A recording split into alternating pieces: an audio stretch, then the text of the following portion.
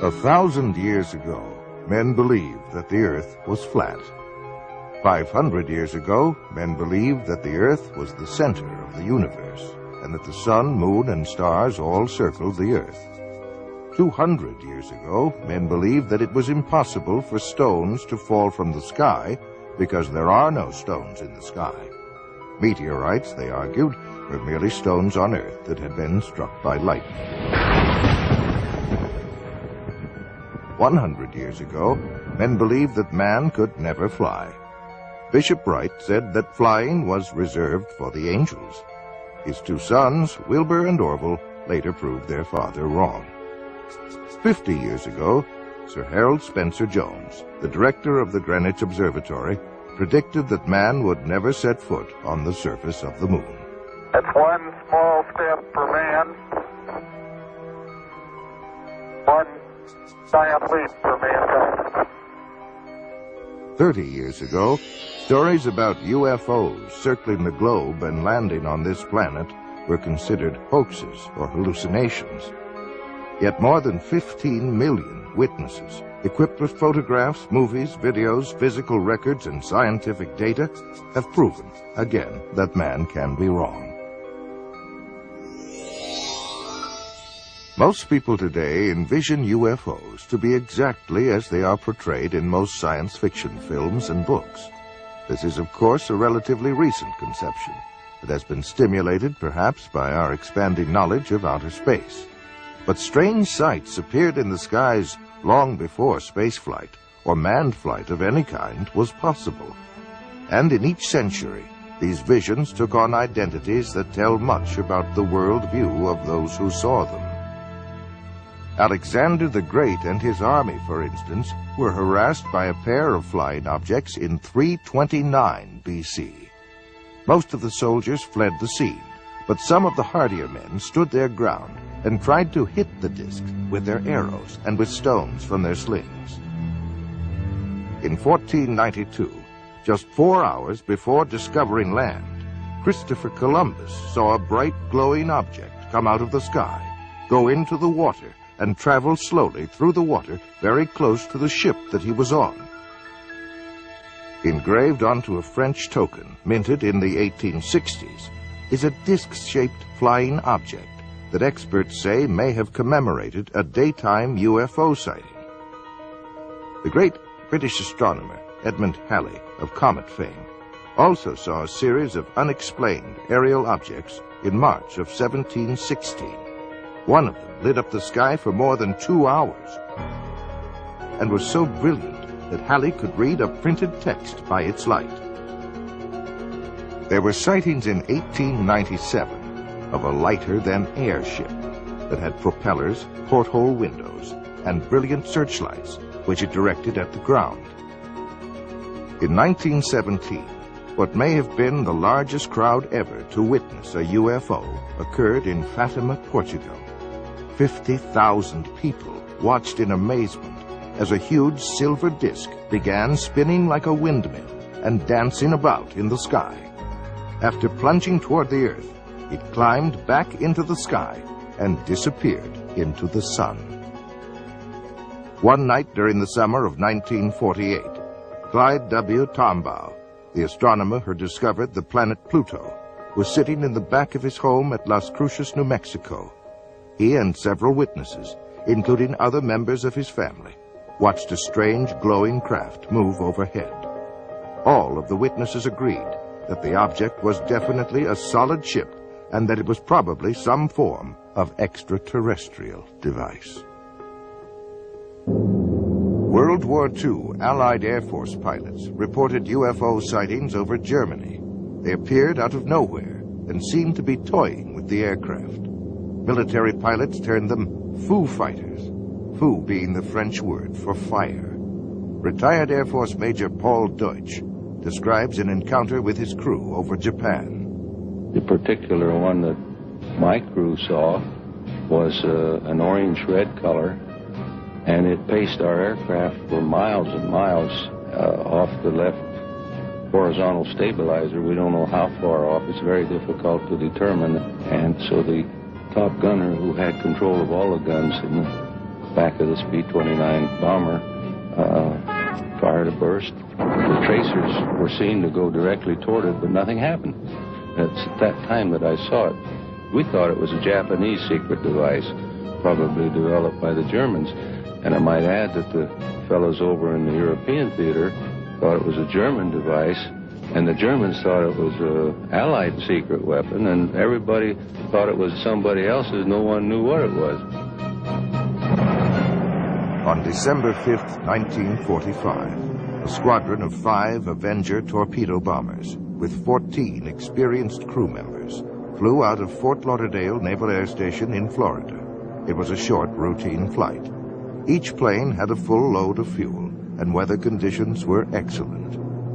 But something strange happened. The flight leader called in and reported not having any sense of direction. Air Control then ordered the squadron to head due west. The leader, with alarm in his voice, then said, "We don't know which way is west. Everything is wrong, strange. We can't be sure of any direction. Even the ocean doesn't look as it should." He then stated that weird, unidentified aircraft were closing in on them. His radio went dead. All 5 planes disappeared without leaving a trace. A giant Martin Mariner with a crew of 13 was dispatched to search for the 5 missing planes. It had the capability to land on the roughest of seas, but this plane also disappeared into the grim silence of the Atlantic. What followed was the greatest search operation in history. For 5 days, an armada of 300 planes and 21 ships crisscrossed the sea and sky, but no trace of the 6 aircraft or 27 crew members were to be found. To this day, it remains a mystery as to what happened. Some believe the mystery may be found in the UFO phenomenon, wherein lie a number of questions. Could UFOs possibly be real? If so, what intelligent forces are behind them? What are their intentions? Are they hostile, friendly, or merely curious? Where do they come from? Do they originate on Earth, or do these machines and creatures come from somewhere out among those mysterious winking stars in the black vastness of space? The dream of this so-called natural event began on October 12, 1992, when NASA's SETI program, Search for Extraterrestrial Intelligence, began a 10-year, $100 million project whose sole purpose is to seek the answer to a single question: is man alone in the universe? The centerpiece of the SETI program is the Arecibo radio telescope in Puerto Rico. Its 1,000-foot-wide antenna dish makes it the most powerful telescope in the world, with the effective power of 20 trillion watts. It is manned by more than 100 physicists, astronomers, computer programmers, and technicians who are staring at control panels in hopes of discovering radio waves that were created by intelligent beings. But why all of this special attention to the search of intelligent life beyond Earth? Some would argue that it is the byproduct of what has become known as the modern flying saucer era, which began on June 24, 1947. Kenneth Arnold, a 32-year-old Boise, Idaho businessman, was flying his single-engine plane over the Cascade Mountains of Washington. Arnold tells his story. I had reached the altitude of about 9,200 feet when a very brilliant flash lit the sky around me and actually lit up the airplane that I was flying. And I could see way off to the right, coming in the vicinity of Mount Baker, a whole chain-like string of aircraft coming at a tremendous speed. I could see plainly that they didn't have any tails. I had never seen aircraft of that kind, and I made a quick judgment that they must be approximately 100 foot in their wingspan. And the first unit or first craft flew at a higher altitude than the last. And of course this is completely reversed from our normal flight patterns. I had a good fix with Mount Adams, and I thought I'd try to clock their speed between Mount Rainier and Mount Adams. Arnold estimated the speed of the craft at an astounding 1,700 miles per hour. nearly 3 times faster than any jet he had ever heard of. He was asked by a reporter to describe the mysterious objects. You know, they would skip and sail and give off these flashes, and you take a saucer and you skip it across the water, and it's erratic, and this is how the name Flying Saucer was born. This was the day, June 24th, 1947, that marked the beginning of what is known as the modern flying saucer era. What followed would be thousands upon thousands of unidentified flying objects over North America as well as other parts of the world. It seemed to hover for a matter of maybe 1 or 2 seconds, and then was out of sight within 2 or 3 seconds, which was a lot faster than it had been traveling originally. We were using our red lights and our aircraft landing lights, which is a spotlight, and pointing them or directing them at the UFO, and it was reacting to it audibly on occasion, and it did make a movement towards the lights. As we turned the light off, then it would return to its original position and remain stationary again, but it was reactive to the lights. I judged it to be at least 150 feet across it. It was saucer-shaped with a high dome. It was very shiny underneath. It was a porcelain-type finish. And I was getting a tremendous shock all over my whole body. My hair was standing up, and I had electrical static feeling over my hair on my arms and my head. I thought it was doomsday. He was standing at the doorway screaming at me to get up. We got to get out of here. It's going to get us. And I looked out there, and it was pitch black when I first looked. And by now, he's got a hold of me, and he's shaking me, and he's screaming at me, which Bill doesn't scream. I mean, he's just hysterical is the way I can explain the way he was. And he keeps telling me, we've got to get the kids out of here. It's going to get us. And I didn't see anything. So I looked again, and all of a sudden, I saw this like a real bright light. And I still didn't know what I was looking at. I didn't know what had scared him. But after looking at the way he was and looking at what I saw, I knew I better listen to him. So I went down the hallway and grabbed my daughter. And I came back to the hallway and went out the front door, and he had grabbed our son by then. When he came back up the second time, I felt like death was at hand. I think this was it. And as soon as it touched down, then the whole area just lit up. You couldn't see anything inside, but you could see the outline of the whole object. And it was going through the sky. Not really, it didn't seem to be going really fast. After a while, it just started straight up in the air. They were about 4 feet 10. Had very large heads. No hair on their heads. No eyebrows. No whiskers or anything like that. They had very large eyes.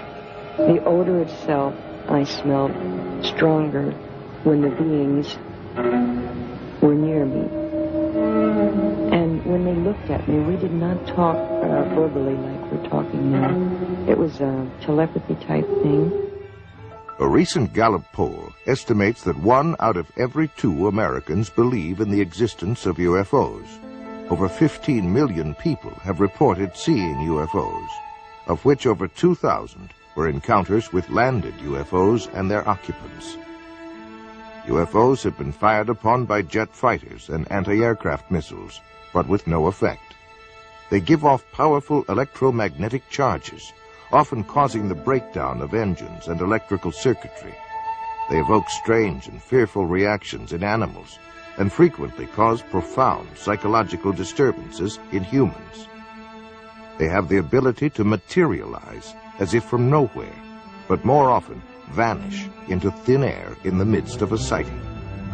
Both human eyes and radar instruments have observed unbelievable aerial maneuvers, such as 90-degree turns of several thousand miles per hour, and have been clocked at speeds up to 16,000 miles per hour. There can be no longer any doubt, even to the most ardent skeptic, that UFOs exist. The question is, where do they come from? If they come from another galaxy, then they would come from at least 2 million light-years away. Even traveling at light speed, 186,000 miles per second, it would take 2 million years to get there. But suppose that UFOs come from some distant star in our own galaxy. If these space visitors were to travel 1 million miles a day, it would take 70,000 years to reach the Earth from the nearest star, Alpha Centauri, which is 25.5 trillion miles from Earth. Other stars are thousands of times further out in space. Conservative estimates indicate that a spaceship carrying 10 people and traveling 5 light years to and from a nearby star system at 70% of the speed of light would consume 500,000 times the amount of energy used in the United States in 1 year. But there are other complications of space travel. Space is not a vacuum, but contains cosmic gas, dust, and particles. Nobel Prize winner Professor Edward Purcell of Harvard points out that a space vehicle traveling at the speed of light would collide with this space material in the form of radiation and with the impact of several hundred atom smashers. On the afternoon of January 7th, 1948, an unidentified flying object was sighted over Godman Air Force Base at Fort Knox, Kentucky. The base tower sent 4 F-51 jets to investigate. The flight leader, Captain Thomas F. Mantell, reported seeing the object, and at 3:15 p.m., he broke away from the formation in pursuit of the object. A few moments later, he radioed the tower. "I'm closing in now to take a good look. It's directly ahead and above, and still moving at about half my speed. The thing looks metallic and of tremendous size. I'm going up to 20,000 feet, and if I'm no closer, I'll abandon chase." Those were the last words that Captain Mantell ever spoke. Later in the day, his body was found in a nearby field, the wreckage of his plane scattered for half a mile around. There were many other sightings that year. In July 1948, it was reported from Strategic Air Command in San Antonio to FBI Director J. Edgar Hoover that an unidentified aircraft was seen by an Eastern Airlines pilot, co-pilot, and 1 or more passengers flying over Montgomery, Alabama. The aircraft was reported to be of an unconventional type, without wings, and resembled generally a rocket ship of the type depicted in comic strips. It was reported to have had windows, to have been larger than the Eastern Airlines plane, and to have been traveling at an estimated speed of 2,700 miles per hour. It narrowly missed a collision with the Eastern Airlines plane. And from an FBI memorandum dated March 14, 1949, comes this report. Flying discs are believed by the Air Force to be man-made missiles rather than some natural phenomenon, and that as much as 4 years ago, it was learned that some type of flying discs were being experimented upon by the Russians. It was further determined that most all of the flying discs seen by persons in the United States approached this country from a northerly direction and returned in the same direction, indicating a strong possibility that they are coming from Russia. On the evening of July 19, 1952, Senior Air Controller Harry G. Barnes at National Airport in Washington, D.C., picked up 7 slow-moving objects on his radar scope. He called Andrews Air Force Base and learned that they were seeing the identical blips on their radar. A pair of F-94 Air Force jets were soon searching the skies over Washington, where they found nothing. As soon as the jets departed, the blips reappeared on radar screens and remained there until daybreak. A week later, Harry Barnes picked up 10 more objects on radar. Andrews Air Force Base confirmed that the same unknown objects were on their radar scopes as well. Barnes called the Pentagon, and another pair of jets came howling over Washington. But now the UFOs remained visible on the screens, and one of the jet fighters reported a visual sighting of 4 lights. At one point, the pilot radioed that the lights were surrounding his plane. But soon the UFOs sped away and disappeared into the night. Later that morning, Harry Barnes made this statement, quote, "There is no other conclusion that I can reach but that for 6 hours on the morning of the 26th of July, there were at least 10 unidentifiable objects moving above Washington. They were not ordinary aircraft, nor, in my opinion, could any natural phenomena account for these spots on our radar, end quote. The Pentagon was inundated with questions from the press, and President Harry Truman asked Secretary of Defense Forrestal to find out what in the world, or out of it, was going on. On October 27, 1952, the FBI issued this memorandum. Air intelligence still feels flying saucers are optical illusions or atmospherical phenomena, but some military officials are seriously considering the possibility of interplanetary ships. Investigative journalist Frank Edwards, author of Flying Saucers, Serious Business, offers the following commentary. This is Frank Edwards reporting. How real are the flying saucers, officially called Unidentified Flying Objects? On December 24, 1959, the Inspector General of the Air Force notified all Air Base commanders that flying saucers are a serious problem. The government of the United States has issued orders advising the military how to recognize the UFOs, how to report them, and how to handle fragments of them.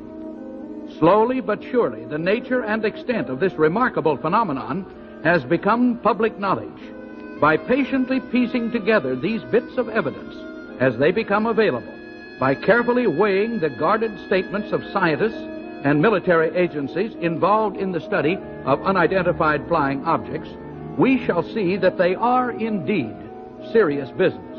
The variety of witnesses of UFOs is endless. They include military personnel from the Air Force, Navy, and Marine Corps, radar specialists, aeronautical engineers, airport traffic controllers, astronomers, FBI agents, state, county, and city police, pilots and crews from American, United, Eastern, Pan American, Northwest, Western, and TWA were also on the list of witnesses. Millions in the United Kingdom, France, Australia, South America, Mexico, and other nations around the world have seen UFOs. For 18 years, the late Dr. J. Allen Hynek headed up the Air Force investigation into UFOs, called Project Blue Book, and was acknowledged to be the world's foremost authority on UFOs. After amassing a computer bank of over 63,000 sightings, he states, "The UFO phenomenon is truly a phenomenon of our times. It is an extremely puzzling one and calls forth a wide spectrum of opinions. No matter what one may think about UFOs, no matter what one may believe about them, whether it is all nonsense or whether they represent something very, very real, three facts stand out, three facts which no one can deny. The first is that UFO reports exist. Secondly, that UFO reports come from all over the world. And the third is that many are made by highly responsible people, often scientifically trained.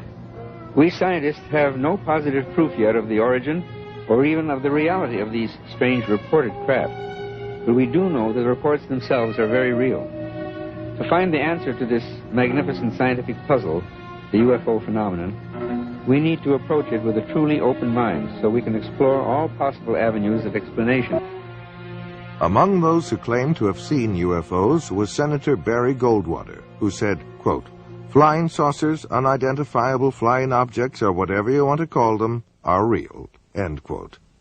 Astronaut Gordon Cooper said, quote, "I believe these extraterrestrial vehicles and their crews are visiting this planet from other planets, and are obviously a lot more technically advanced than we are here on Earth," end quote. General Douglas MacArthur was the supreme commander of all Allied forces in the South Pacific during World War II. He believed in UFOs, and even commissioned a report that was over 20,000 pages long. During one of his last speeches to the cadets at West Point, he said, "Gentlemen, the next war will not be an international war, but an intergalactic war." He assumed that not only were there UFOs from another planet, but that they were hostile. One fall evening in 1969, Georgia Governor Jimmy Carter was preparing for a speech in the little town of Leary when he spotted a bright object in the western sky. Carter describes his experience. There were about 20 of us standing outside of a little restaurant, I believe, a high school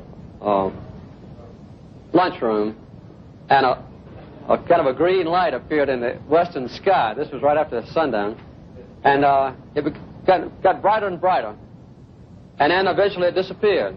It was not, didn't have any solid substance to it. It was just a very peculiar looking light. None of us could understand what it was. Former President Ronald Reagan made statements concerning UFOs on 18 different occasions while in office. The following is an excerpt from one of his speeches. I've often wondered, what if all of us in the world discovered that we were threatened by a power from outer space, from another planet? Wouldn't we all of a sudden find that we didn't have any differences between us at all? After leaving the White House, Reagan admitted to having seen a UFO while he was governor of California. He was aboard the governor's plane at the time. His wife, Nancy, as well as several other people, also saw it and described it as a green, glowing UFO. They chased it for some 300 miles before it went out of the plane's range. On November 7th, 1975, an alarm went off at Malmstrom Air Force Base in Montana, the site of launching facilities for Minuteman missiles. A sabotage alert team immediately went to the site, where they saw a glowing orange disk the size of a football field hovering over the area. It began to rise, and the North American Air Defense Command radar picked it up when it reached an altitude of 1,000 feet. 2 F-106 jet fighters were dispatched from Great Falls, Montana to intercept the craft, but before the fighters arrived, it disappeared from the radar screens. The next day, there were more sightings, both visual and radar, over the base. Each time the jets streamed into the area, the UFOs shut off their lights and reappeared only after the jets left. In the next 8 months, 130 similar reports were logged at the base and in the surrounding county.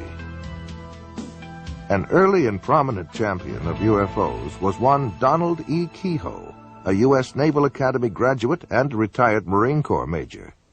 In the January 1950 issue of True magazine, he wrote a comprehensive article on UFOs.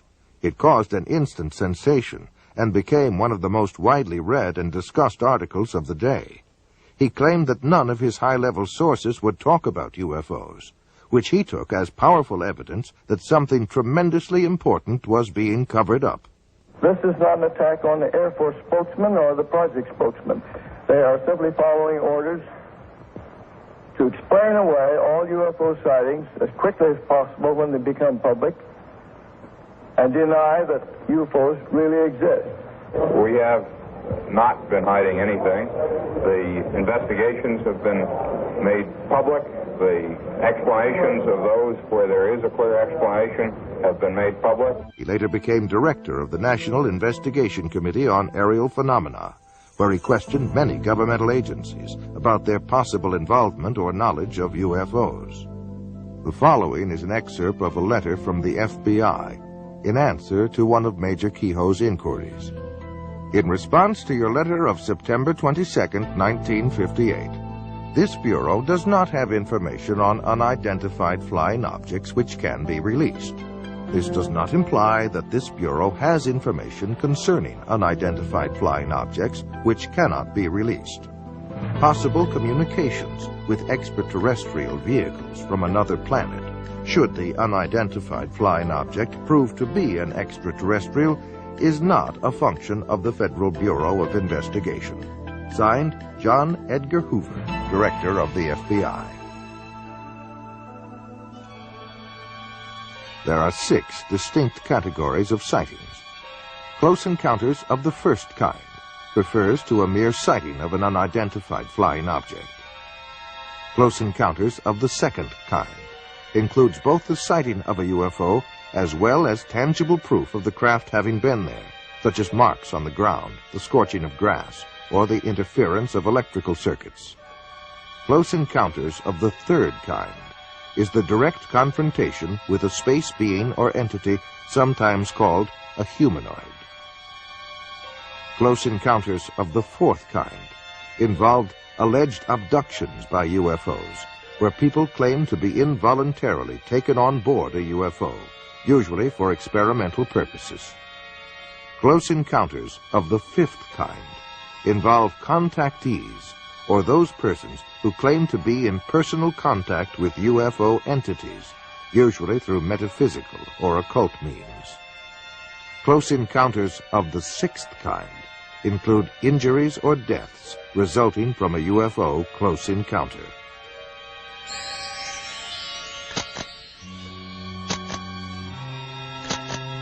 One of the greatest waves of UFO sightings in modern history came in 1965, with more than 500 cases reported during the summer months alone. One such case was near Ann Arbor, Michigan, where 50 people and 12 police officers in 3 counties reported having seen objects flashing across the pre-dawn skies. That evening, 87 female students at Hillsdale College near Ann Arbor watched an object flying around and flashing bright lights for a period of about 4 hours. Life magazine said, "Call them what you will, flying saucers, unidentified flying objects, or optical illusions, they are back again and seen by more people than ever before." Last week, the manifestation seemed almost to have reached the proportions of an invasion. In Washington, House Minority Leader Gerald Ford called for a full-blown investigation. Thus, the first congressional hearings on UFOs began as a closed-door session on April 5, 1966. Their conclusion was that a major university be given the job of researching the UFO phenomena. The job was given to the University of Colorado, and Edward Condon, professor of physics, would serve as chairman of the group. After much research, a 1,465-page report was completed by 36 authors at a cost of more than $500,000. The report was summed up under the section titled Conclusions and Recommendations. It states, "Our general conclusion is that nothing has come from the study of UFOs in the past 21 years that has added to scientific knowledge. Careful consideration of the record leads us to conclude that further extensive study of UFOs probably cannot be justified in the expectations that science will be advanced thereby." On April 17, 1966, Sheriff's Deputies Dale Spower and Wilbur Neff had just investigated an accident when they noticed a glowing object about 1,000 feet above the ground in eastern Ohio. They then began pursuit at speeds of nearly 90 miles an hour. The third officer, Wayne Houston, was listening to their radio and joined the chase. 85 miles later, they pulled into a service station for refueling, where they met patrolman Frank Panzanella, who had also been tracking the UFO. The officers all stood together, watching the object hover to the east. At that point, the object shot upward at great speed and disappeared. Project Blue Book was called in to investigate. The official Air Force version was that at least 5 experienced police officers, one of them a veteran air crewman, had conducted an hours-long high-speed chase of the planet Venus. For more than 20 years, from 1948 through 1969, the United States Air Force was in charge of investigating UFO reports. The first study, established in 1948, was called Project Sign. Its conclusions were that UFOs were real and estimated them to be interplanetary craft. The Pentagon rebuked the report, calling it science fiction fantasy. The next report, called Project Grudge, was established in early 1949 and would proceed in secrecy. The critics of this investigation complained that the Air Force wanted to control all research on UFOs and that its mandate seemed to deny or explain away all sightings. Project Grudge did not last long and was officially dissolved in December of 1949. However, there had been many recent UFO sightings in New Mexico, so the Air Force launched a new study known as Project Twinkle. An observation post was set up in New Mexico and was armed with cameras, telescopes, and other optical equipment. They waited and waited, and after a year of frustration, the Air Force terminated Project Twinkle. It was not long after this that the government began a new policy of cooperation with the press by issuing regular releases about sightings and investigations. This was followed by a boom year of over 1,500 reports in 1952. The Air Force then established a task force codenamed Project Blue Book, which was to become the most systematic of all studies done by the Air Force. Witnesses received an 8-page questionnaire, photographs were analyzed, and field interviews were conducted. Investigators monitored aircraft flights and checked weather records. On the whole, the Project Blue Book team successfully weeded out UFO reports that were obvious hoaxes or those that could be attributed to natural phenomena. However, for those cases that remained unsolved, investigators had two choices: admit that they had failed to identify the object or embrace any remotely feasible explanation. Project Blue Book was terminated in 1969. It concluded that little, if anything, has come from the study of UFOs, and that the least likely explanation of UFOs is the hypothesis of extraterrestrial visitations by intelligent beings. On the evening of October 25, 1973, a young Pennsylvania farmer, Stephen Pulaski, and at least 15 other witnesses saw a bright object hovering over a field near them. Stephen grabbed his rifle and went to investigate. It was then that he noticed something walking along by the fence. They were hairy and long-armed, with greenish-yellow eyes, and a smell like burning rubber was present. Stephen sensed that these creatures were not friendly and fired a tracer bullet over their heads. And when they kept on coming, he fired directly at one of them. The creatures then all disappeared into the woods, and the glowing object disappeared from the field instantaneously. UFO researchers as well as a state trooper were called in to investigate. When they arrived, the people there told them that Stephen had been growling like an animal and flailing his arms. His own dog ran toward him, and Stephen attacked the dog. Stephen then collapsed, and after a time began to come to his senses. The entire group commented on the nauseating, sulfur-like odor that was present. One of the earliest references to a spacecraft is probably that found in an ancient Egyptian account, some 1,500 years before Christ. One of the characteristics of that craft was the foul odor that emitted from it. The Amityville Horror was based on a factual account of what happened to a family in Amityville, New York. An irritating and nauseating odor seemed to accompany the presence of the ghost or spirit entity that entered there from time to time.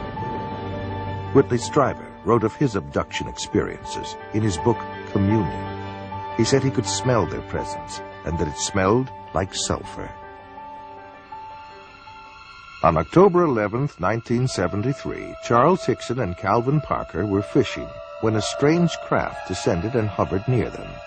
Parker passed out, and Hickson was paralyzed, but was able to continue observing what was happening.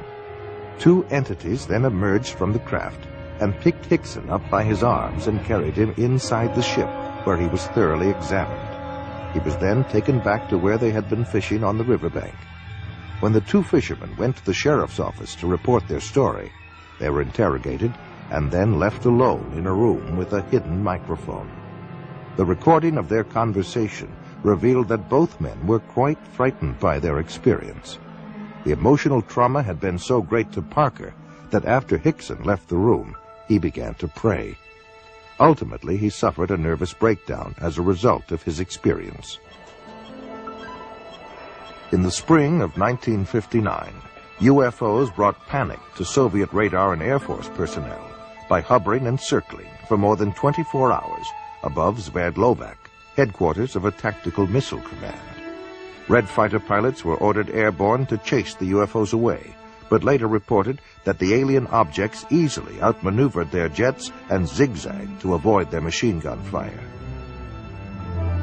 The Russian spacecraft Salyut-6 returned to Earth in 1978 after 96 days in orbit. They told of a formation of UFOs which trailed them closely for 3 complete orbits around the globe. One of their cameras captured 20 minutes of incredible motion picture footage of this encounter. According to a previous mutual agreement, the Russians forwarded copies of the film to the United States to be analyzed. Unofficial statements from NASA state that it is the best motion picture footage ever filmed of UFOs. The foremost Russian authority on UFOs, Dr. Felix Zeigel, contends that UFOs may have frightened, harassed, and possibly even killed Russian cosmonauts on their missions. T-minus 25 seconds. 20 seconds and counting. T-minus 15 seconds. Guidance is internal. 12, 11, 10, 9. Ignition sequence start. 6.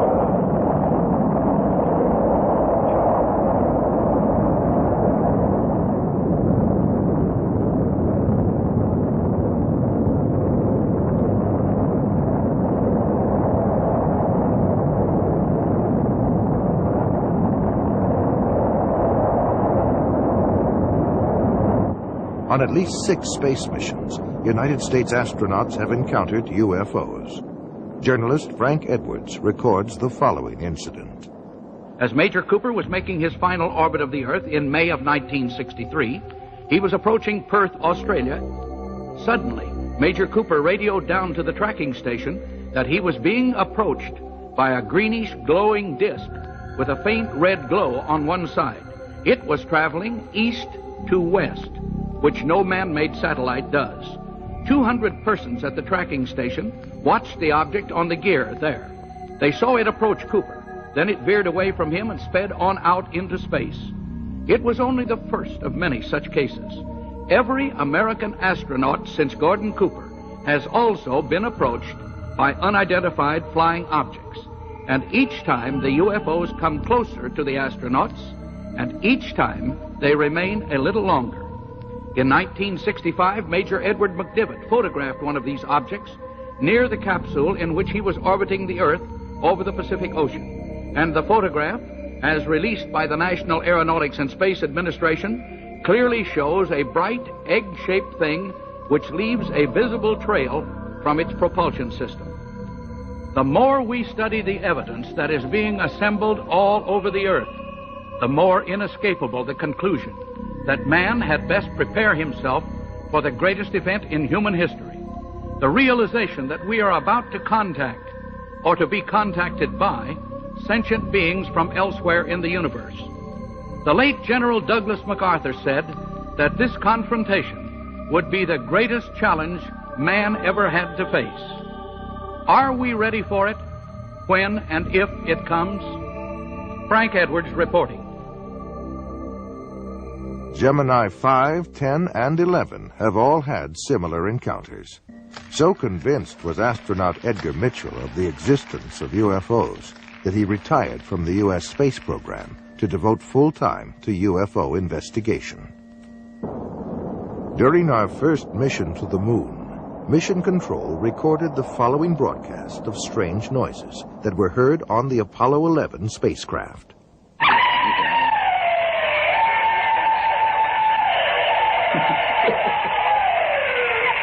This is Apollo Control.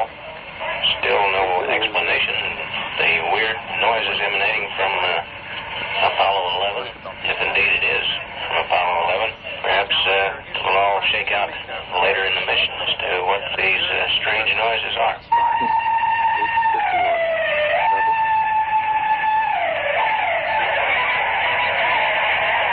NASA says UFOs have reportedly dogged the U.S. space program since the very beginning. UFO researchers claim that NASA's own logs show that virtually all of the early Gemini and Apollo missions encountered UFOs.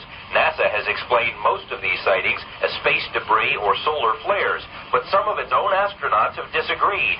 UFO sightings have been reported by James Lovell, James McDivitt, Wally Schirra, Deke Slayton, Gordon Cooper, and others. In March 1989, some strange transmissions occurred during a spaceflight. A Maryland ham radio operator picked up the voice of Discovery pilot Colonel John Blaha speaking on a secret NASA channel.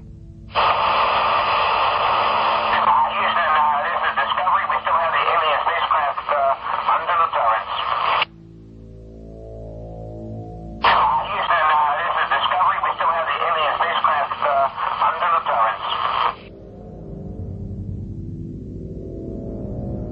Dr. J. Allen Hynek explains one alternative theory that we might be dealing with something from another dimension. One of the most intriguing aspects of UFO sightings is their apparent isolation in space and time. Sightings are usually made in one place at a time and last for short periods, sometimes appearing out of nowhere and vanishing into nowhere. This is much more suggestive of a parallel reality than, let's say, visits from some faraway planet, in which case we might expect them to stick around for a while. The British journal Flying Saucer Review was established in 1955 and is widely recognized as the leading UFO publication in the world. It is authored by over 50 experts worldwide who conduct major UFO investigations. Yet an official statement by editor Gordon Creighton is most amazing. Quote, "There seems to be no evidence yet that any of these craft or beings originate from outer space." End quote. Close encounters of the fourth kind are by far the most frightening. Those who claim to have been abducted by aliens and taken against their will.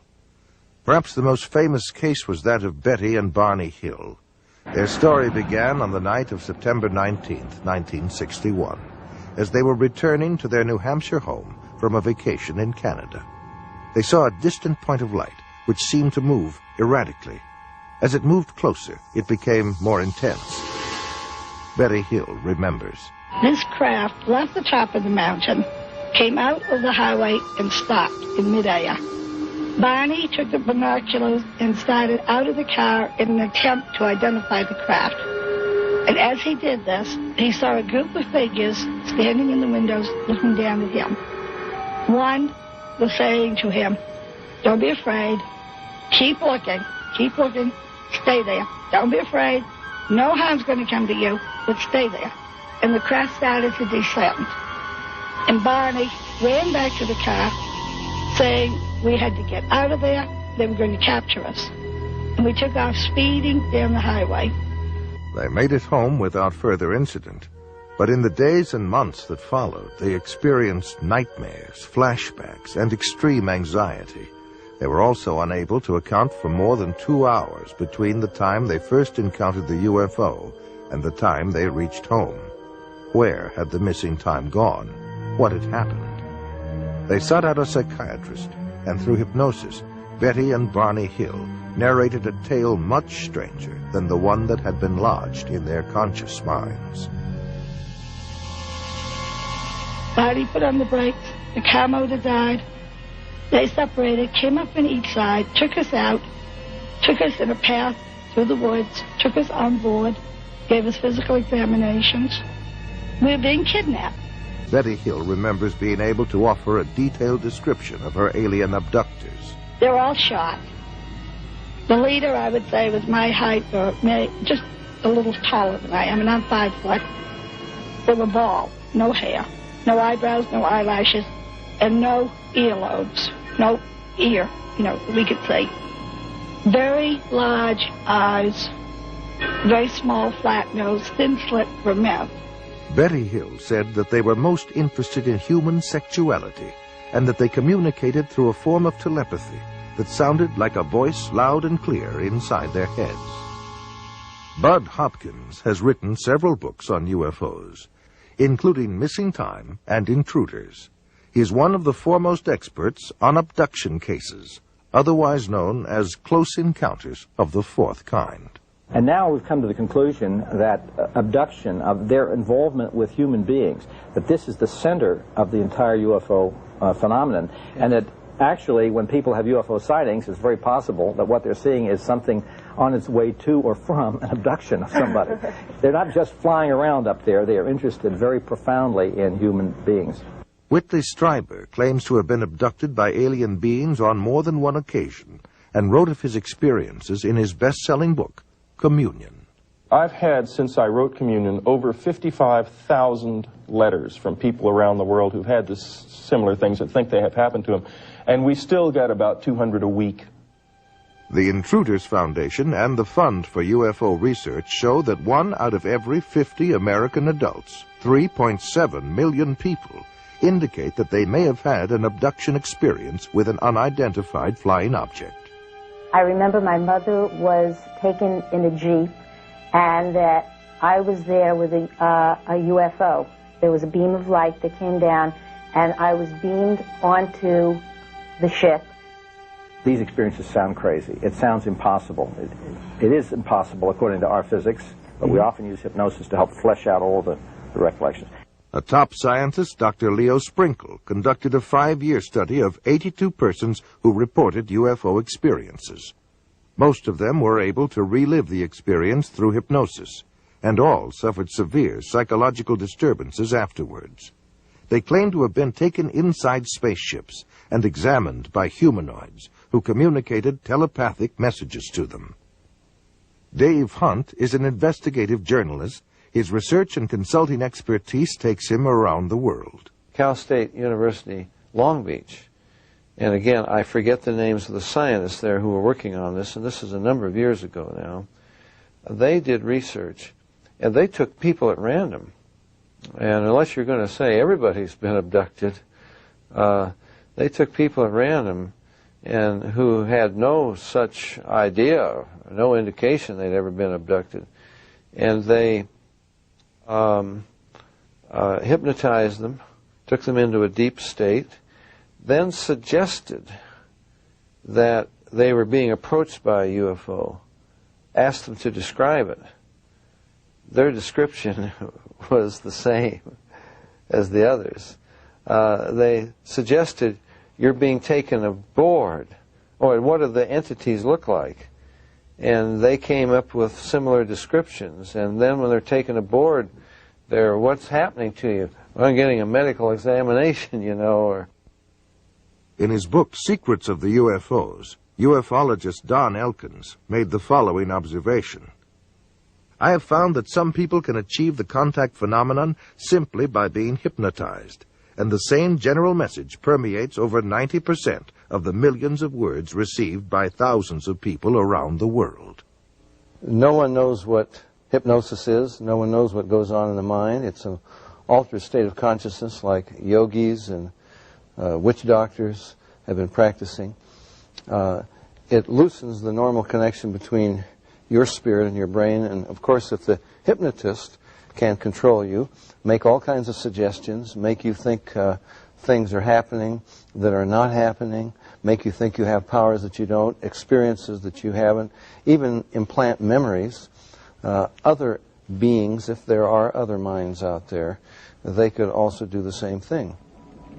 Sir John Eccles, Nobel Prize winner for his research on the brain, describes the brain as, quote, a machine that a ghost can operate, unquote. What he means by that is your spirit operates your brain in a normal state of consciousness. In an altered state, reached under yoga, a TM, hypnosis, you have loosened the normal connection between your spirit and your brain, and that allows another spirit, other entities, other minds to interpose themselves and begin to tick off the neurons in your brain, create a universe of illusion. I believe that it's demonic. I think all of the evidence indicates this. Some people claim that by allowing themselves to be put into an hypnotic trance, they are acting as a channeling device, in which the extraterrestrial being speaks through them. The following is an actual sampling of those messages. We come from the Interplanetary Confederation of Solar Systems, and our purpose is to aid our brother man on the planet Earth as the new age dawns. The teacher that was known to you as Jesus was able to use many more of the abilities than the people of this planet. Unfortunately, man upon planet Earth has misinterpreted the meaning of this man's life. He was no different from any of you. He was simply able to remember certain principles. These principles may be realized by anyone at any time. It is only necessary that you avail yourself to our contact through meditation in order to begin to re-realize that which is rightfully yours, the truth of the creation and the truth of your position in it. Know ye not that ye are gods? We have been puzzled at times by the inability of the people in general of this planet to be awakened to this simple truth. we find that the state of hypnosis brought about by the evolution of thought of the people of this planet is so great that it is necessary for him to maintain a constant awareness of his spiritual nature with meditation. Man is now in the transitional period before the dawn of a new age. With peace, love, brotherhood, and understanding on man's part, he will see a great new era begin to dawn.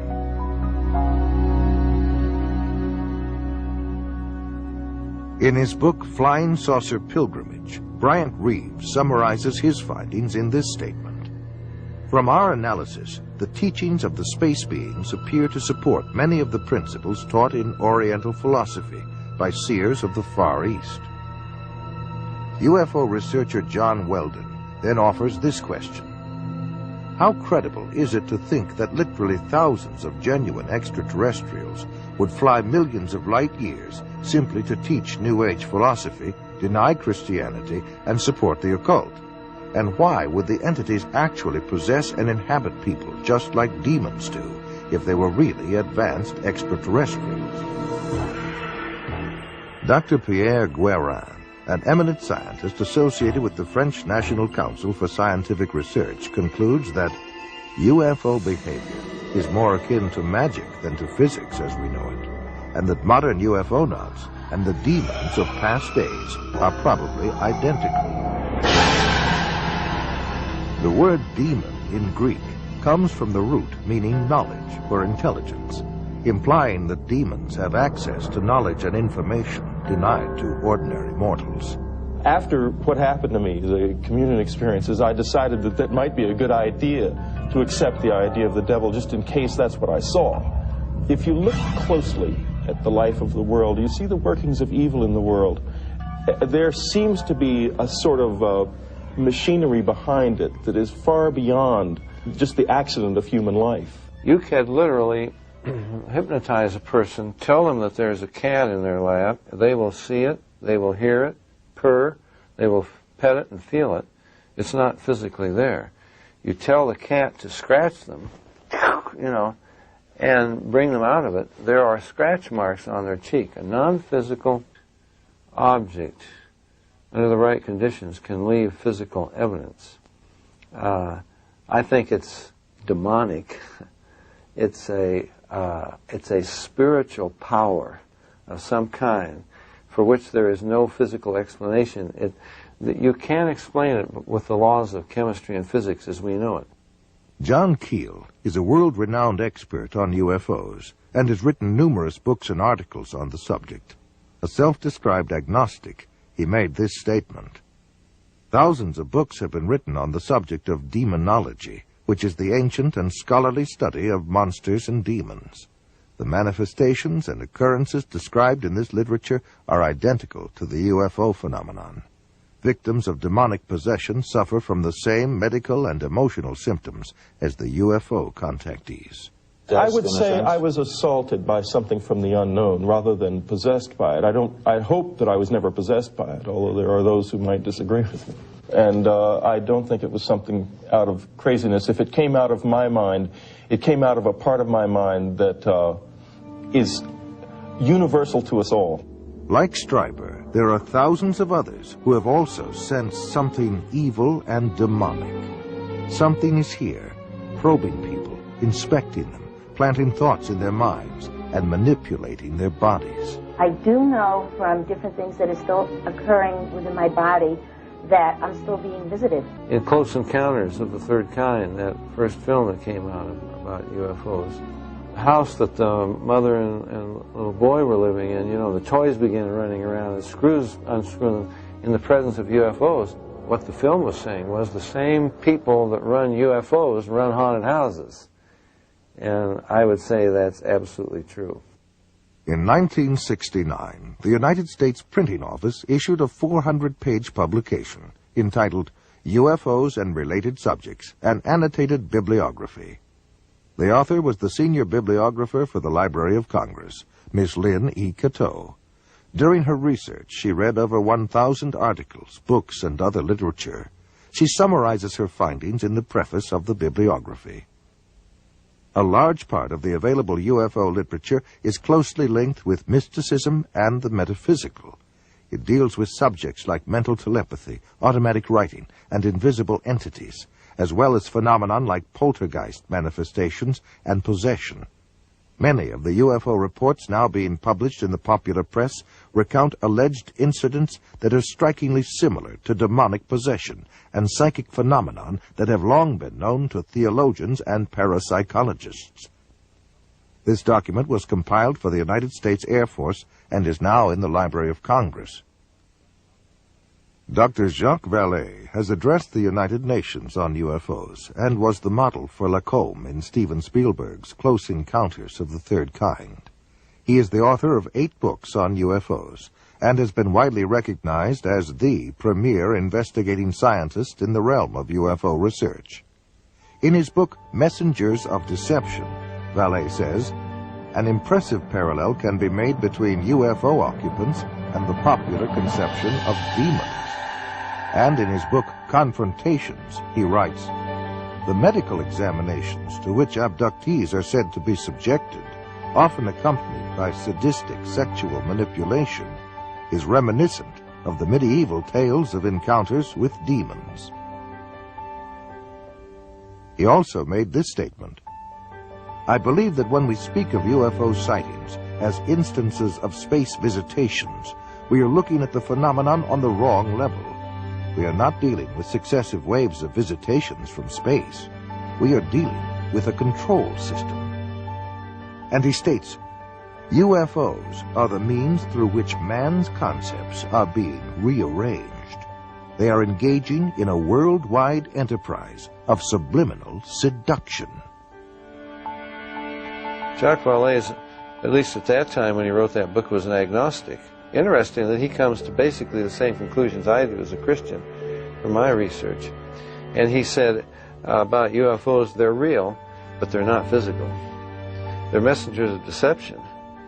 And this was based on his research of about 20 years. They seem to be psychologically preparing, setting us up for some ultimate delusion that is too horrible even to imagine as yet. I would agree with that. Dr. I.D.E. Thomas is one of a long line of Welsh preachers. He is currently the senior pastor at the First Baptist Church of Maywood, California, and has authored several books which have enjoyed wide circulation.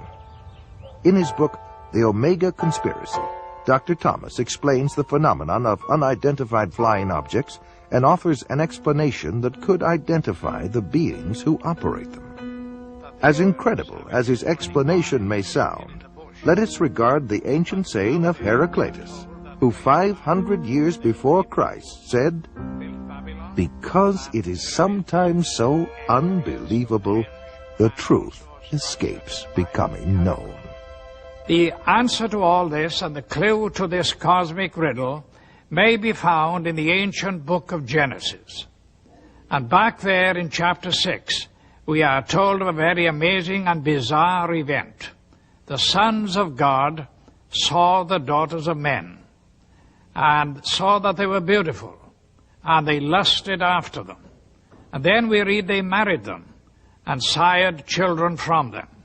For the past 1,500 years, most scholars, including evangelical scholars, have interpreted the sons of God as the good sons of Seth, and the daughters of men as the wicked daughters of Cain. They've adopted that interpretation because the other one is so bizarre and outlandish. The ancient interpretation, and in my opinion the correct one, is that the sons of God were demonic beings or fallen angels, and that they came down to earth, they lusted after the daughters of men, they married them, and produced this amazing progeny, this hybrid progeny of the Nephilim. And the very word Nephilim does not mean giants. It comes from the root Nephal, fallen ones. The early Christian fathers in the first 4 centuries, men like Irenaeus, Tertullian, Ambrose, for 400 years they knew no other interpretation except that the sons of God were angelic beings. Josephus, the cosmopolitan Jewish historian, says the same thing. We read in the book of Job that when God laid the foundation of the earth, the sons of God shouted for joy. Obviously, the sons of God could not be human beings. Adam had not been created. If this was a case of just mixed marriages between good men and wicked women, it is surprising that God should have issued the fire of judgment that he did. God took this stern action of wiping out the human race. Now, the only family that were left intact in order to re-establish, repopulate the new world was the family of Noah. Noah, we are told, was perfect in his generations. The word perfect does not mean, in this case, morally perfect, because we know from the story of Noah, and especially what happened after the flood, that Noah was not perfect. What it means is like a lamb for the paschal sacrifice, that lamb had to be without blemish, physically pure, without blemish.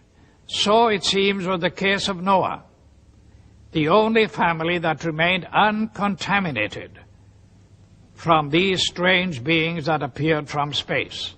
The only line that was pure and clean from God's standpoint to start a new world and a new civilization.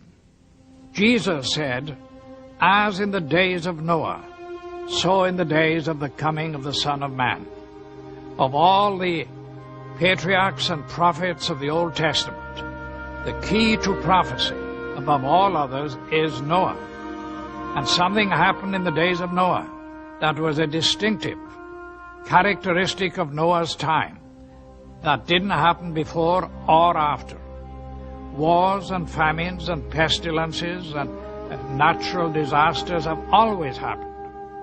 But something happened in the days of Noah, and the most sinister and bizarre of all the things that happened was this intermarriage between the angelic race and the human race.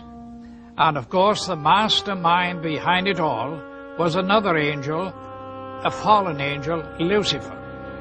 Now we believe that as they came in those days, we may very well be on the edge of another invasion from outer space, that Satan will once again make another attempt, maybe the final assault on the human race, in order to wean men and women away from the worship of God. He has tried before, he will inevitably try again. And by seducing the human race, by sending these so-called entities from space, demonic beings, he will try to get people all over the world to worship him and to deprive God of the worship that is due to him. Fortunately, we know what the end result is going to be. But this final or omega assault that will come at the end of time may trigger the coming back of Jesus Christ to rescue his own. Satan has failed before, and the Bible predicts he will fail again. We are told quite emphatically in God's Word that the kingdoms of this world shall become the kingdom of our God and of his Christ. Satan will make the attempt, but our God, greater is he that is in you than he that is in the world.